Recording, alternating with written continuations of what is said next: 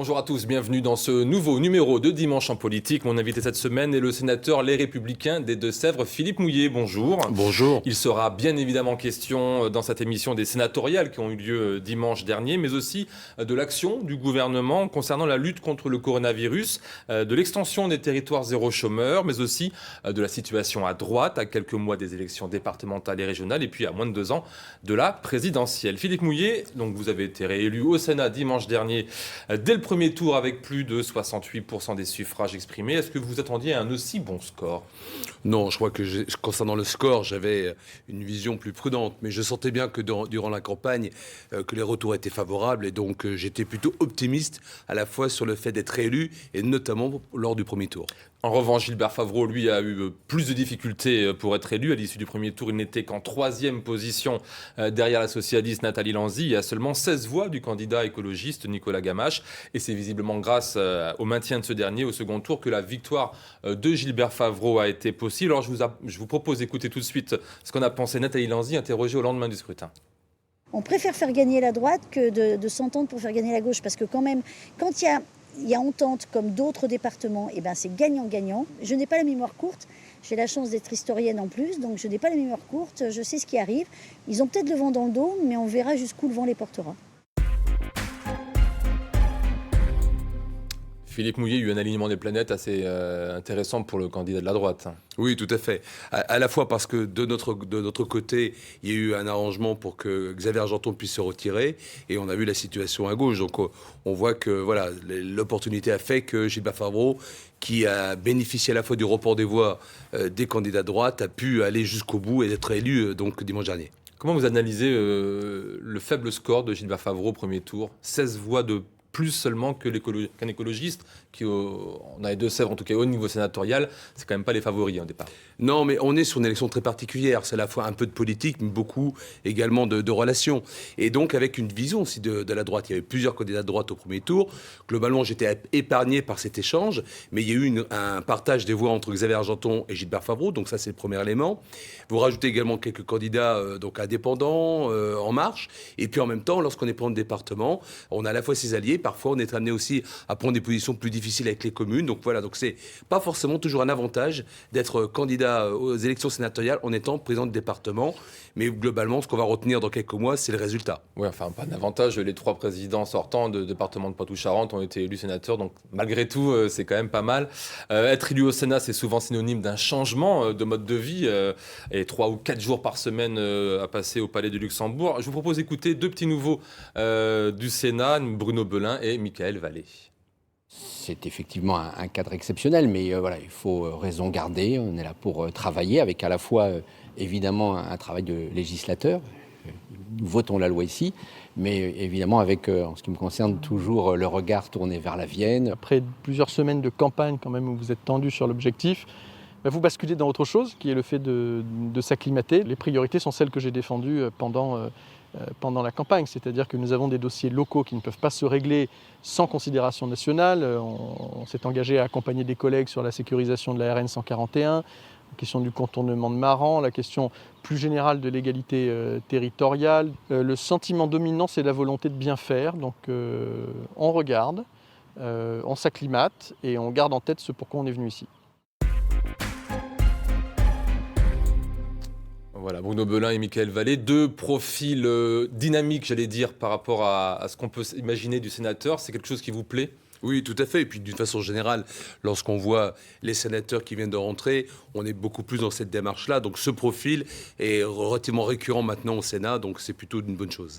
Philippe Mouiller, vous, le Sénat, vous étiez avant même d'être sénateur, donc aucune surprise particulière pour vous. Pourtant, il y a quelque chose qui se passe quand vous savez que vous êtes reconduit 6 ans de plus ? Oui, forcément, lorsqu'on gagne une élection, quelle qu'elle soit, il y a une satisfaction. Et puis en même temps, comme ça a été dit à travers le reportage, on a pris aussi un certain nombre d'engagements vis-à-vis de nos électeurs. On a eu des retours et donc on a envie de porter ces messages.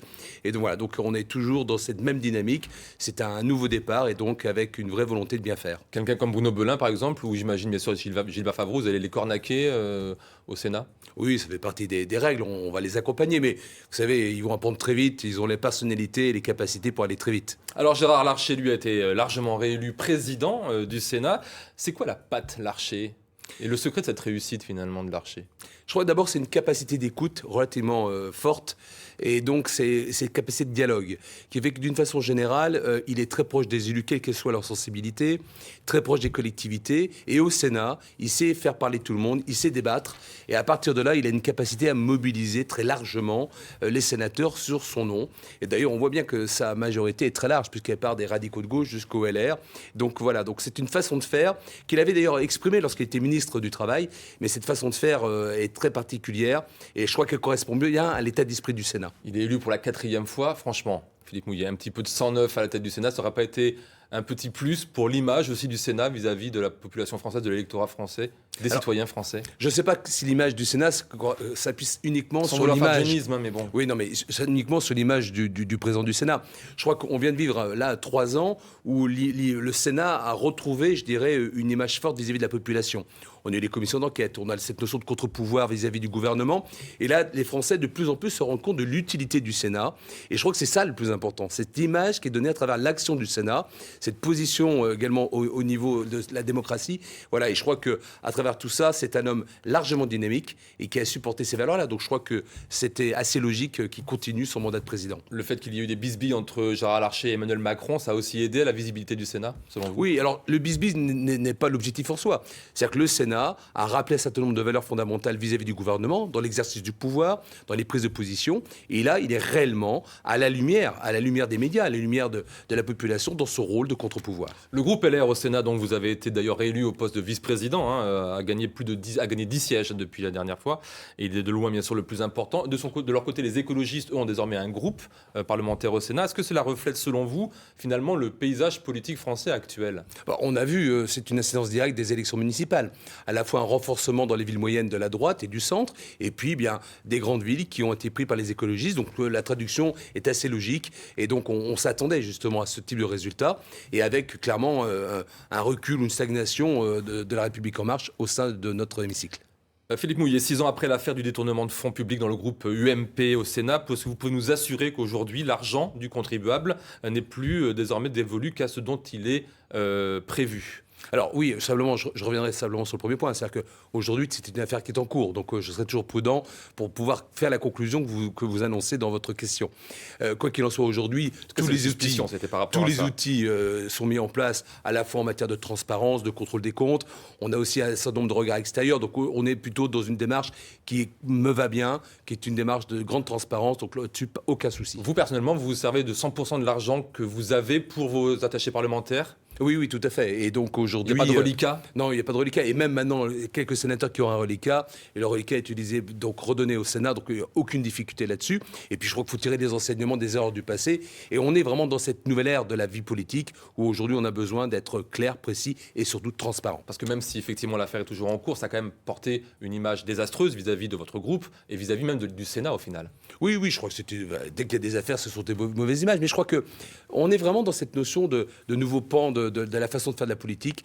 Et je crois qu'aujourd'hui, ce qu'on retient surtout, c'est l'efficacité du message porté par le Sénat. Alors, en termes d'efficacité, vous travaillez en ce moment au Sénat sur l'extension de la politique territoire zéro chômeur, on va appeler ça comme ça. À Mauléon, par exemple, dans le nord des Deux-Sèvres, c'est quelque chose que l'on connaît très bien depuis longtemps et qui porte ses fruits d'ailleurs pour celles et ceux qui ne savent pas ce que c'est cette notion de territoire zéro chômeur. Eh bien, regardez ce reportage que nous avions tourné il y a 1 an de cela déjà. Aurélie, 40 ans, l'une des premières volontaires au dispositif zéro chômeur. Après une longue période d'inactivité, cette femme est aujourd'hui en contrat à durée indéterminée.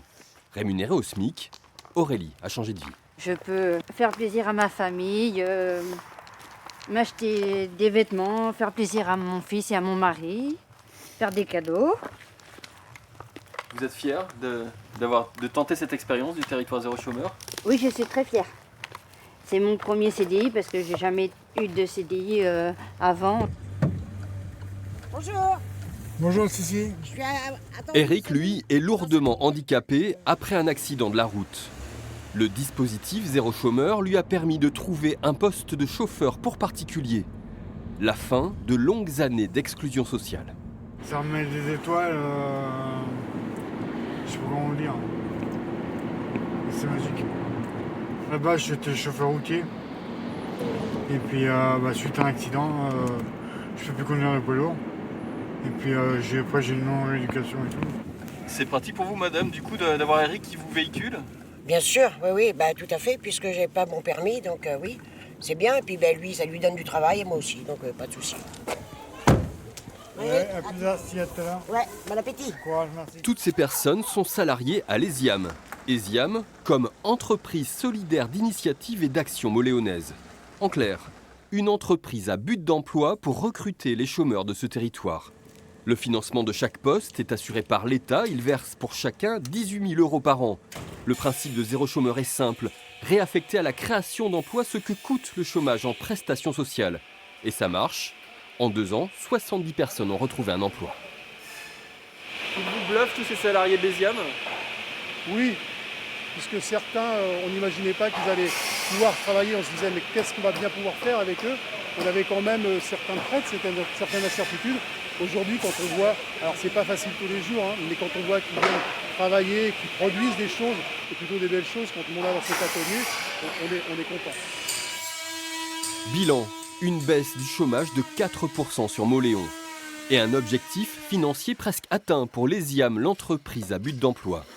Seule ombre au tableau, une baisse programmée des aides de l'État. Elle pourrait remettre en cause sur ce territoire le fragile équilibre du dispositif zéro chômeur de longue durée. Retour sur le plateau de Dimanche en politique avec Philippe Mouillet, sénateur Les Républicains des Deux-Sèvres. On en est où de l'aide de l'État? Est-ce que ça va, comme on l'entendait dans le reportage, commencer à diminuer ou non? Alors, on est en pleine discussion. Parce que là, ça marche. On voit bien que c'est quelque chose qui fonctionne. Alors, le texte de loi arrive au Sénat donc, la semaine prochaine, donc on est en plein dedans, à la fois avec 2 objectifs. C'est l'extension de l'expérimentation à 50 territoires supplémentaires et surtout la question concernant l'aide de l'État, où l'idée, c'est de donner peut-être plus de temps aux entreprises pour générer du chiffre d'affaires, de façon à venir compenser. Qu'il y ait moins de pression. Voilà, c'est ça. Et donc, l'idée, c'est vraiment que l'État soit toujours partenaire et les engagements que l'on a aujourd'hui sont plutôt favorables, mais en même temps qu'on donne une vision d'avenir à ces types d'entreprises parce qu'à un moment donné, il faut que la dimension économique puisse venir compenser une aide permanente de l'État. C'est pour ça que pour le moment, c'est encore limité. Oui, tout à fait, parce qu'on a besoin de tester, on a besoin en même temps de tirer les enseignements de ce qui marche pas, et de venir corriger.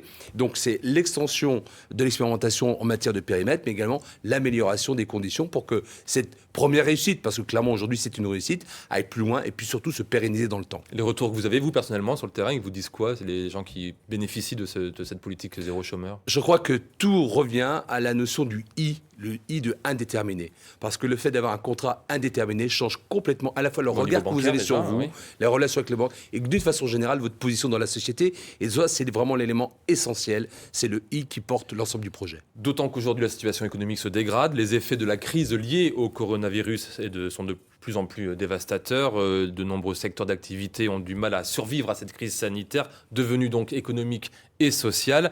Doit-on être plus souple sur les règles sanitaires, comme le demandent de plus en plus de personnes? Alors, c'est un problème d'équilibre.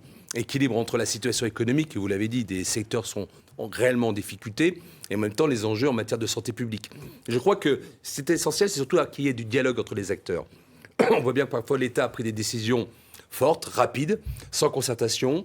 Il est en train de changer un petit peu. Alors on voit que depuis 48 heures, on évoque le fait de discuter avec les partenaires sociaux, de discuter avec les branches professionnelles, de discuter avec les élus locaux pour prendre les bonnes décisions. On est pris entre cette notion de rapidité dans l'action, dans la réaction face au virus et en même temps les situations économiques. Donc dans tous les cas, ce sont des situations extrêmement compliquées. Et je crois qu'aujourd'hui, l'État a besoin de montrer un signe fort, mais en écoutant quand même les territoires et les acteurs. Alors c'est la question que je pose à chacun de mes invités de cette saison, c'est est-ce que vous pensez que la réponse sanitaire, encore une fois, est trop importante par rapport à la létalité du virus et par rapport aux conséquences économiques et sociales que l'on voit aujourd'hui de plus en plus sur le terrain? C'est difficile de répondre à cette question parce que si l'État était dans une démarche beaucoup plus, moins forte et moins radicale, et en parallèle avec l'expansion de l'épidémie, on pourrait critiquer l'État sur son comportement. Inversement, ils prennent des situations extrêmement difficiles, on le sent bien, et donc c'est un moyen de protection. On est sur une situation qui est extrêmement compliquée. Je crois qu'il y a plein d'informations. On a à la fois les avis des scientifiques, les avis des médecins, les acteurs économiques. Je crois que la ligne de conduite est, à mon avis, plutôt bonne. Simplement, je pense qu'il faut à tout prix qu'il y ait de la concertation dans les prises de décision, ce qui n'a pas été le cas pour Marseille et Aix, mais par contre, on doit vraiment avoir cette méthode-là pour l'évolution. Vous comprenez les restaurateurs, par exemple, je dis par exemple parce qu'il y a plein d'autres branches, dans les branches d'activité industrielle comme l'aéronautique, qui n'en peuvent plus. Bien et sûr. qui disent, mais là, on va mettre la clé sous la porte et c'est plus possible. Alors que, grosso modo, c'est très ciblé, on va dire, par rapport à d'autres maladies. Bon, c'est vrai, c'est un virus, mais c'est ciblé. Voilà. Ils comprennent pas. Est-ce que vous comprenez la non-compréhension des gens? On comprend tout à fait. Et le vrai sujet, c'est comment est-ce qu'on les accompagne dans cette difficulté. Parce que je crois qu'au regard de cette situation exceptionnelle, il faut avoir cette capacité aussi de les accompagner. J'ai entendu les syndicats professionnels réagir hier et ce matin justement à cette situation-là. Ils comprennent également ces difficultés, même si parfois on voit bien qu'entre les salles des fêtes, les restaurants, mais il faut surtout aujourd'hui que nous puissions les accompagner, que ce soit en matière de charges, en matière également de revenus. Il faut vraiment que l'État soit dans une position active. Donc, au regard d'un retour parfois difficile qui est donné notamment au niveau des dimensions économiques, il faut que l'État ait la capacité d'avoir les outils adaptés à leur situation. Est-ce que vous croyez qu'il va y avoir une fracture intergénérationnelle entre d'une part les 15-25 ans, ce qu'on appelle les millennials, et puis les plus de 60 ans, ce qu'on appelle les boomers? Alors je ne sais pas si c'est le terme fracture est le bon terme, mais on voit bien qu'aujourd'hui, le comportement vis-à-vis de la maladie n'est pas du tout le même. On l'a vu durant l'été avec les images, notamment sur les zones estivales. Je comprends cette situation-là, mais je crois qu'aujourd'hui, il doit y avoir une dimension nationale de mobilisation au regard de la maladie, au regard de l'épidémie. Et je crois qu'il faut avoir cette capacité d'avoir ce discours. Et donc, c'est là que la fermeté est parfois nécessaire, de façon à faire respecter au mieux la situation au regard de l'épidémie. Y compris à Marseille. Y compris à Marseille. En 2019, les hôpitaux et cliniques ont continué à réduire leur capacité d'accueil, moins 0,9%, soit 3408 lits en moins d'un an. À entendre cette semaine Bruno Retailleau, le sénateur de la Vendée, qui est de votre groupe, président de votre groupe au Sénat, il faut réduire encore le nombre de fonctionnaires et abolir les 35 heures. On en est toujours là chez les Républicains? Je ne sais pas si on est là, mais je crois qu'en matière de réforme pour la santé, ce qu'on a pu constater depuis de nombreuses années, c'est qu'à chaque réforme, on a fermé des lits de spécialisation et on a ouvert des bureaux. Et c'est toujours la même démarche, c'est-à-dire qu'on transfère les moyens autour notamment de cette fonctionnalisation des statuts. Donc on a une vraie difficulté. La suradministration est aujourd'hui clairement en train de nous tuer d'une façon générale au niveau économique, et au niveau sanitaire et au niveau social. Et je crois qu'il faut voir les choses différemment et qu'on redonne aux professionnels cette capacité de prendre des bonnes décisions.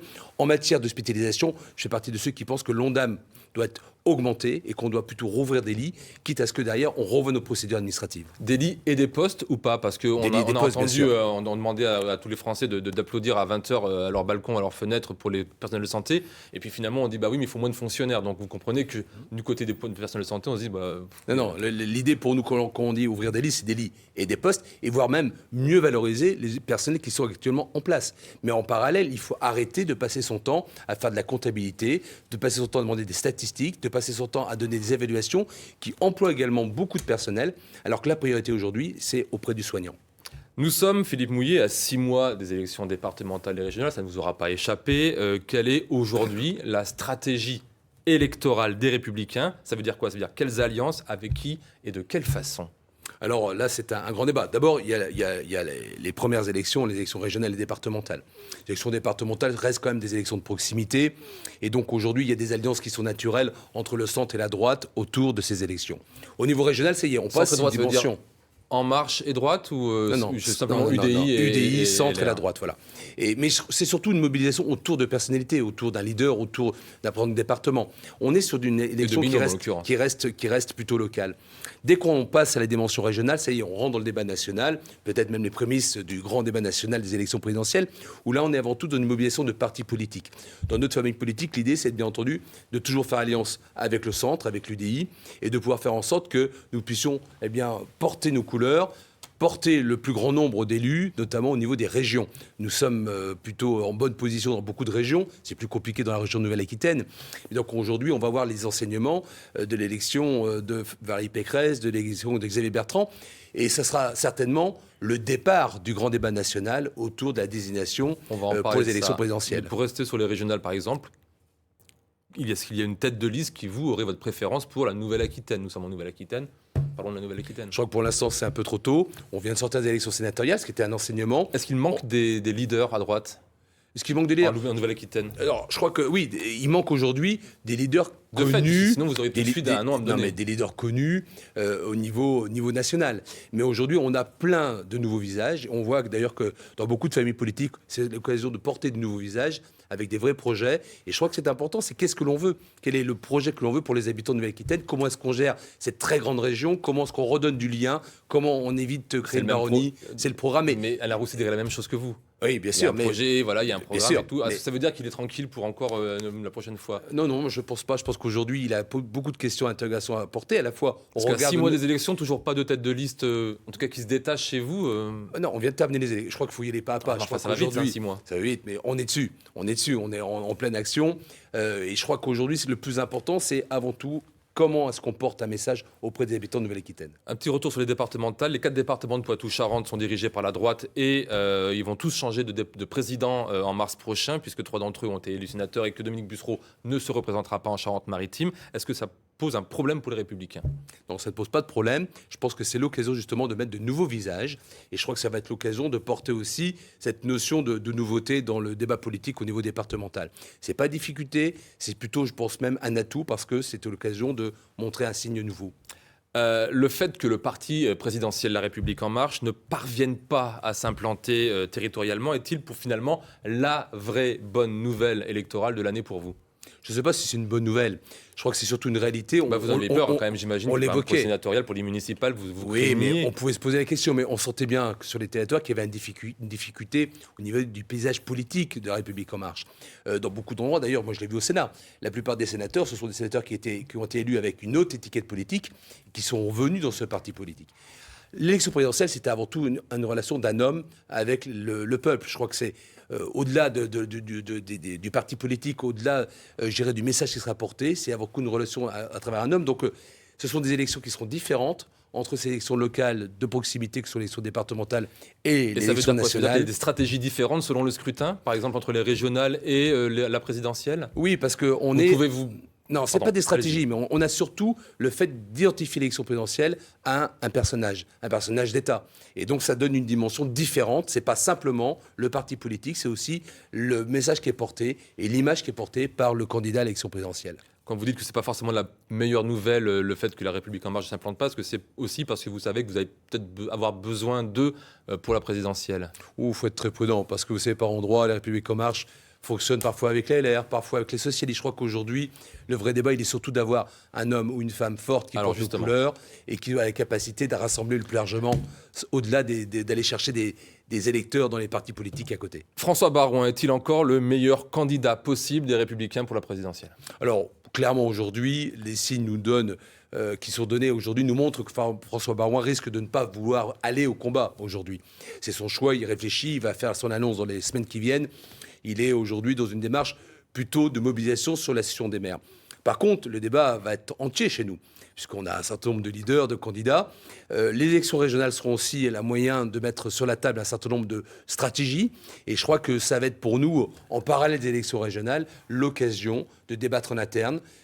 Pour moi, d'éviter une primaire. Permettez-moi que je traduise. Voilà. Ah, on va parler de la primaire. Allez-y. C'est grosso modo, vous dites qu'il vaut mieux gagner très largement la régionale si on s'appelle Valérie Pécresse ou Xavier Bertrand pour pouvoir être en position de force pour la présidentielle. C'est bien ça? Alors ça fait partie des atouts pour ces deux candidats. D'autres candidats, aujourd'hui, d'autres atouts à travers leur action politique. Si jamais à 4 mois de l'élection présidentielle, dans les sondages, ça ne décolle pas, on fait comment? Vous faites comment? Ça J'ai décolle entendu, pas. j'ai lu dans l'Obs cette semaine que un parlementaire bien en vue des Républicains disait que grosso modo, une alliance devrait se faire si jamais il n'y a pas de décollage dans les sondages 4 mois avant.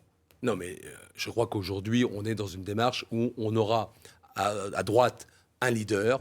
Le tout, c'est aujourd'hui de s'accorder sur la façon Vous dont nous on va garantissez ça, désigner. aujourd'hui il y aura à droite un Oui, leader. oui, il y aura un leader sans difficulté. Le tout, c'est bien de s'accorder sur la méthode pour pouvoir le désigner et s'accorder sur la capacité à se mobiliser tous derrière le leader qui sera choisi. La primaire est toujours dans les statuts de votre parti politique. Toujours dans les statuts. Vous êtes favorable ou contre? Moi, je suis plutôt défavorable, parce que je considère qu'aujourd'hui, ça crée des difficultés, notamment, on voit bien que les différents leaders ont besoin de s'afficher, que ça crée des fractures au sein des familles politiques.